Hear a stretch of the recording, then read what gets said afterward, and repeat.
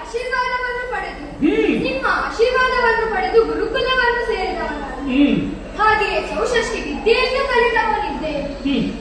ಆ ಕಾಲಕ್ಕೆ ಗುರುಗಳ ಆಶೀರ್ವಾದವನ್ನು ಪಡೆದು ತಾಯಿಯನ್ನು ಕಂಡು ಅವಳ ಆಶೀರ್ವಾದವನ್ನು ಕೊಟ್ಟು ನಿಮ್ಮನ್ನು ಕಾಣಬೇಕೆಂಬ ಉತ್ಸಾಹದಿಂದ ಇಲ್ಲಿಗೆ ಬಂದೆ. ಬಹಳ ಸಂತೋಷ. ಆದರೆ ತಂದೆ, ನಿಮ್ಮನ್ನು ನೋಡುವಾಗ ನೀವು ದುಃಖದಲ್ಲಿದ್ದೀರಿ, ಬೇಸರದಲ್ಲಿದ್ದೀರಿ ಎಂಬಂತೆ ಕಾಣುತ್ತಿದೆ. ಚಂದ್ರವಂಶದ ಚಕ್ರವರ್ತಿಯಾದ ನಿಮ್ಮ ಮುಖ ಹುಣ್ಣಿಮೆಯ ಚಂದ್ರನಂತೆ ಶೋಭಿಸಬೇಕು. ಆದರೆ ಈಗ ರಾಹುಗ್ರಸ್ತ ಚಂದ್ರನಂತೆ ನಿಮ್ಮ ಮುಖವು ಕಾಣುತ್ತಾ ಇದೆ. ಏನಾಯಿತು? ಯಾಕೆ ದುಃಖಿಸುತ್ತಾ ಇದ್ದೀರಿ? ನೀವು ವಿಶ್ವಾಸವಿಟ್ಟ ಸಾಮರ್ಥರು ಮೋಸಗೈದರೆ ಅಲ್ಲ, ಯಾಕೆ ಈ ದುಃಖ?